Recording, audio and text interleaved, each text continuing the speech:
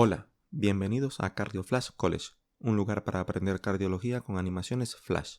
Hoy contamos con la colaboración del Dr. Carlos Ortiz, cardiólogo clínico adscrito a la unidad de insuficiencia cardíaca del Hospital Gregorio Marañón, y juntos revisaremos todo lo que debéis saber acerca del tratamiento de la insuficiencia cardíaca aguda en aquellos pacientes que presentan además insuficiencia renal concomitante. Acompáñennos. Como sabéis, pocos órganos tienen una relación tan estrecha dentro del cuerpo humano como el corazón y los riñones, pues la precarga depende de la regulación que ejerce el riñón sobre la concentración plasmática de sodio y el volumen del espacio extracelular, mientras que, por su parte, la función renal depende a su vez del gasto cardíaco y de una presión de perfusión adecuada. De manera que, el tratamiento de la insuficiencia cardíaca aguda en pacientes con enfermedad renal concomitante puede suponer una de las situaciones más complejas de nuestra práctica clínica, no solo por el hecho de que ambos órganos fallan simultáneamente, sino porque, además, algunas de las medidas terapéuticas más usadas en cardiología pueden afectar de forma negativa a la función renal. Pero no os preocupéis, pues con el vídeo de hoy pretendemos facilitar un poco las cosas. Comencemos. Lo primero que debemos saber es que los pacientes con insuficiencia cardíaca padecen insuficiencia renal hasta en un 50% de los casos, y que 1 de cada 5 de estos pacientes sufrirá una insuficiencia renal avanzada. Además de prevalente, la enfermedad renal crónica concomitante tiene un impacto negativo en el pronóstico de los pacientes con insuficiencia cardíaca, siendo predictor independiente, a corto y largo plazo, de mortalidad y eventos cardiovasculares, con un peor pronóstico asociado a los estadios más avanzados de la enfermedad renal. Sin embargo, como os podéis imaginar, esta relación entre corazón y riñón no es unidireccional, ya que la presencia de insuficiencia cardíaca se asocia a un riesgo significativamente mayor de sufrir enfermedad renal crónica, lo que supone no solo un deterioro de la tasa de filtrado glomerular, sino que también un aumento de la mortalidad global. De esta manera, resulta evidente que corazón y riñones están estrechamente relacionados y que, por este motivo, no podemos asumir el tratamiento de la insuficiencia cardíaca sin considerar las repercusiones renales del mismo. Entonces, ¿de qué manera debemos actuar cuando tenemos a un paciente con insuficiencia cardíaca aguda en un estado de franca congestión sistémica y que presenta además insuficiencia renal? Pues, a grosso modo, recomendamos actuar de la siguiente manera. 1. Eliminar la sobrecarga de líquido. 2. Asegurar la adecuada presión de perfusión renal. Y 3. Ajustar el bloqueo neurohormonal. Dicho esto, echemos un vistazo a cada una de estas recomendaciones. Comencemos con la sobrecarga de volumen. Como sabéis, la administración de diuréticos de asa por vía intravenosa constituye uno de los pilares terapéuticos más importantes en pacientes hospitalizados por insuficiencia cardíaca aguda congestiva. Por esta razón, la administración de estos fármacos requiere cierta habilidad y experiencia, y si no os lo creéis, esperad tan solo un poco. Comencemos con la furosemida, uno de los diuréticos de asa más utilizados en la actualidad. En este caso, no solo debemos elegir la dosis adecuada, sino que además debemos elegir la vía y la forma de administración más apropiada. Pero, ¿cómo hacerlo? Pues no os preocupéis, pues no somos los primeros en hacernos esta pregunta. Así que echemos un vistazo al estudio DOSE. El estudio DOSE fue un ensayo clínico aleatorizado, prospectivo, doble ciego y factorial 2x2 que reclutó a 308 pacientes hospitalizados por insuficiencia cardíaca aguda congestiva con el fin de identificar la pauta más eficaz y segura de furosemida intravenosa. De esta manera, se comparó, por un lado, la infusión continua del fármaco con respecto a la administración del bolus cada 12 horas, y por el otro, la administración de una dosis baja con respecto a una dosis alta. El objetivo primario del estudio estaba determinado por la detección de cambios en los síntomas de los pacientes y en la concentración plasmática de creatinina, y aunque no hubo diferencias significativas con respecto al objetivo compuesto primario, sí que resultó evidente que la administración de furosemida intravenosa a dosis altas consiguió resultados más favorables con respecto a varios objetivos secundarios, por ejemplo, la mejoría de la disnea, el cambio de peso y la pérdida neta de volumen. Ahora bien, tras administrar la furosemida, cabe preguntarnos, ¿cómo podemos determinar si estamos consiguiendo el efecto terapéutico deseado? Pues muy fácil, por medio del balance de líquidos y el cambio de peso corporal, medidas muy sencillas y utilizadas clásicamente con el fin de estimar la eficiencia diurética.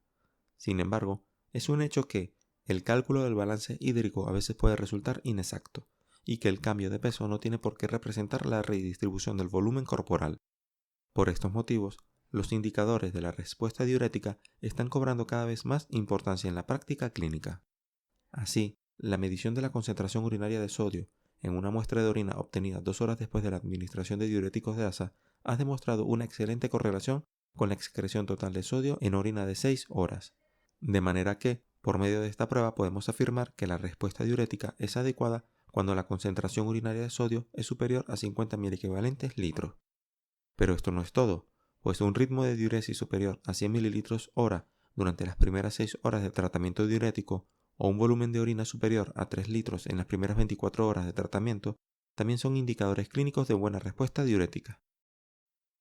Y como os podéis imaginar, esto es muy importante porque la determinación de la eficiencia diurética no solo nos permite identificar precozmente a los pacientes con resistencia a los diuréticos, sino que también tiene implicaciones pronósticas. Así, ha quedado demostrado que los pacientes con pobre eficiencia diurética tienen un mayor riesgo de mortalidad, deterioro de la función renal, reingreso por insuficiencia cardíaca y trasplante cardíaco. Pero, ¿qué es eso de la resistencia a los diuréticos? Pues, en pocas palabras, la resistencia a los diuréticos puede describirse como una cantidad insuficiente de natriuresis, a pesar de un régimen diurético adecuado. Sin embargo, esta definición es subjetiva y varía en función del contexto clínico. De ahí la importancia de definir cuantitativamente la eficiencia diurética.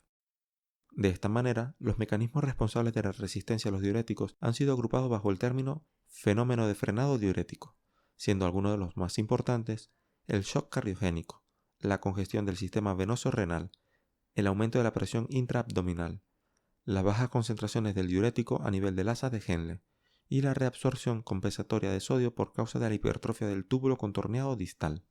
Sin embargo, conviene recordar que no todos los episodios de insuficiencia cardíaca cursan con un shock cardiogénico, y por este motivo es importante recalcar que las alteraciones leves o moderadas del gasto cardíaco no suelen desencadenar resistencia a los diuréticos, motivos por los cuales el tratamiento con vasodilatadores, dopamina y milrinona en pacientes con insuficiencia cardíaca hemodinámicamente estables no ha demostrado beneficios en cuanto al aumento de la diuresis y la pérdida de peso se refiere. Bien, ahora ya sabemos que los indicadores de la respuesta diurética nos ayudan a identificar la resistencia a los diuréticos. También sabemos que, además del shock cardiogénico, uno de los mecanismos más importantes de la resistencia a los diuréticos es la sobrecarga venosa renal y la congestión sistémica. Pues entonces, ya solo nos queda saber cómo tratar esta entidad, y para ello os traemos las siguientes recomendaciones. 1. Si asumimos que la congestión sistémica es el mecanismo habitual de fracaso renal en pacientes con insuficiencia cardíaca sin shock cardiogénico, resulta sencillo comprender por qué debemos comenzar por restringir la ingesta de sal y de líquidos. 2. El siguiente paso es titular la furosemida a dosis altas, al menos 2.5 veces la dosis habitual del paciente, y evitar la inhibición excesiva del sistema renina-angiotensina-aldosterona, pues la hipertensión arterial puede agravar el problema. 3. Si la resistencia a los diuréticos persiste, se podría cambiar la furosemida por torasemida, pues la biodisponibilidad de este fármaco es superior. Esto se traduce clínicamente en una reducción de la disnea, de los reingresos hospitalarios y de la mortalidad por insuficiencia cardíaca. 4. Si la diuresis no mejora, se podría bloquear secuencialmente la nefrona, combinando los diuréticos de asa con otra familia de diuréticos. Así, la primera elección suelen ser las tiazidas, pues esta combinación farmacológica bloquea la nefrona de forma eficaz, independientemente de la molécula elegida. Otra opción puede ser la combinación de los antagonistas de los receptores de mineralocorticoides a dosis altas, o sea, más de 50 miligramos al día, pues con esta dosis se consigue un efecto natriurético más potente que el descrito en los ensayos clínicos. Finalmente, otros diuréticos como la acetazolamida y el tolvaptan podrían resultar útiles en pacientes con acidosis metabólica o hiponatremia respectivamente, aunque la evidencia clínica no sea concluyente. 5. Luego están los inhibidores de la SGLT2, una familia de fármacos antidiabéticos muy populares en la actualidad, pues no solo tienen efectos diuréticos, sino que además mejoran el pronóstico de los pacientes con insuficiencia cardíaca, y por este motivo han sido recientemente incluidos dentro del tratamiento neurohormonal de esta entidad, aunque su impacto sobre la resistencia a los diuréticos es un tema que se encuentra todavía en estudio. 6. Si la resistencia diurética persiste, se podría considerar la administración de solución salina hipertónica, pues la extracción osmótica de agua libre desde el líquido intersticial hacia la vasculatura renal no solo aumenta el flujo sanguíneo renal, sino que también mejora el aporte de sodio en el asa de Henle, restaurando así algunos de los efectos de los diuréticos de asa. De esta manera, varios estudios han demostrado que añadir solución salina hipertónica a los diuréticos de asa mejora la diuresis, la función renal, acorta las hospitalizaciones, reduce los reingresos hospitalarios y la mortalidad por insuficiencia cardíaca. 7. Luego tenemos la perfusión subcutánea de furosemida, una medida terapéutica que ha demostrado reducción de ingresos hospitalarios y síntomas en algunos estudios observacionales y unicéntricos, con baja tasa de eventos adversos.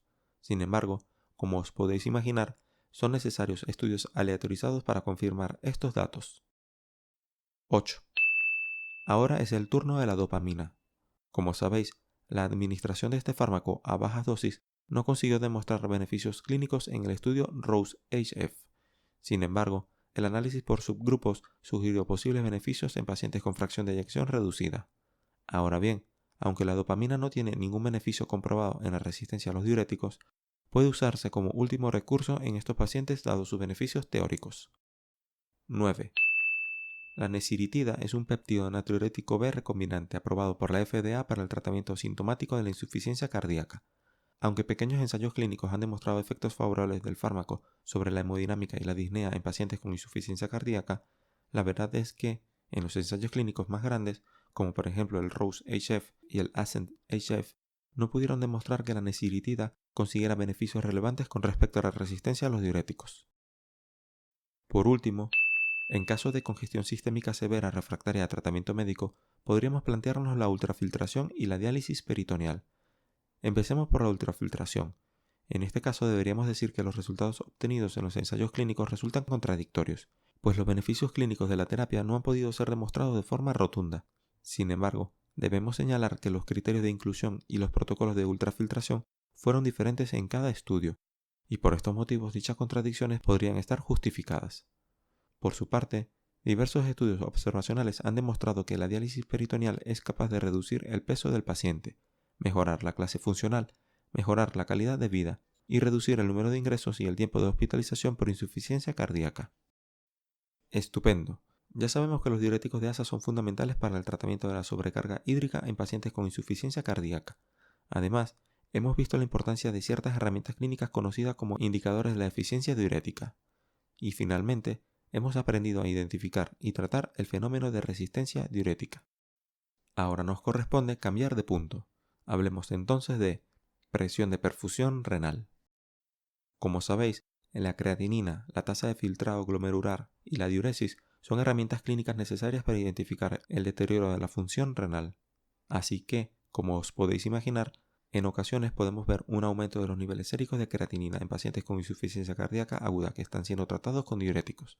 Por este motivo, a veces el clínico se ve tentado a disminuir la dosis de los diuréticos con el fin de evitar un mayor daño, pues tiene la falsa creencia de que los diuréticos son los responsables del daño renal. Y la verdad es que esto no tiene por qué ser así. A ver, llegados a este punto, es necesario saber que el aumento de la creatinina sérica y la caída de la tasa de filtrado glomerular pueden cursar con una disminución o no de la diuresis. En el primero de los casos estaríamos hablando de un deterioro verdadero de la función renal, mientras que en el segundo estaríamos hablando de un pseudo deterioro de la misma. Y esto es importante porque el pseudo deterioro de la función renal deriva de la congestión sistémica, se trata con diuréticos y tiene un mejor pronóstico. Por su parte, el deterioro verdadero de la función renal es otra cosa, pues la caída de la diuresis podría ser el resultado de una baja presión de perfusión renal, y por este motivo es necesario suspender fármacos hipotensores, considerar la administración de fármacos inotrópicos a bajas dosis e incluso considerar medidas de soporte circulatorio. Finalmente, hablemos brevemente sobre el bloqueo neurohormonal. Como sabéis, muchos de los ensayos clínicos más famosos realizados en pacientes con insuficiencia cardíaca con fracción de eyección reducida excluyeron a los pacientes con enfermedad renal grave, de manera que los ensayos clínicos realizados en pacientes con insuficiencia cardíaca y enfermedad renal concomitante son poco frecuentes. Por lo tanto, las recomendaciones a menudo se basan en la extrapolación de poblaciones con bajo tamaño muestral, en estudios observacionales o en ensayos clínicos realizados en pacientes sin enfermedad renal avanzada.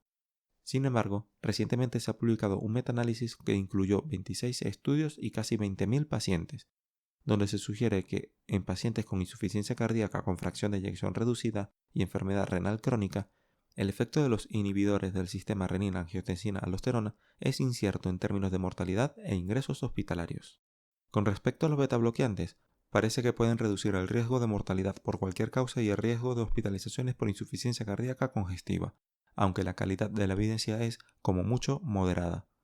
Por su parte, el efecto de los antagonistas de los receptores de mineralocorticoides también es incierto en términos de mortalidad, con el riesgo sobreañadido de desarrollar hipercalemia.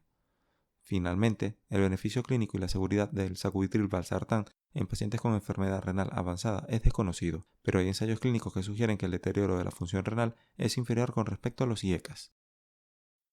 Y poco más que decir, como veis, la enfermedad renal crónica es un predictor independiente de eventos cardiovasculares y mortalidad en pacientes con insuficiencia cardíaca aguda, de manera que es importante vigilar la eficiencia diurética y la función renal durante el tratamiento descongestivo, pues esto tiene implicaciones pronósticas y terapéuticas. Y aunque no hay dudas con respecto a la importancia de tratar la congestión sistémica con diuréticos y de garantizar una adecuada presión de perfusión renal, el ajuste del bloqueo neurohormonal sigue sin tener evidencia clínica concluyente en estos pacientes. De esta manera nos despedimos. Es todo por hoy en Cardio Flash College. Esperamos que os haya gustado el vídeo. Si es así, suscribiros al canal y dejad un me gusta. Nos vemos la próxima clase y recordad, no lleguéis tarde. Adiós.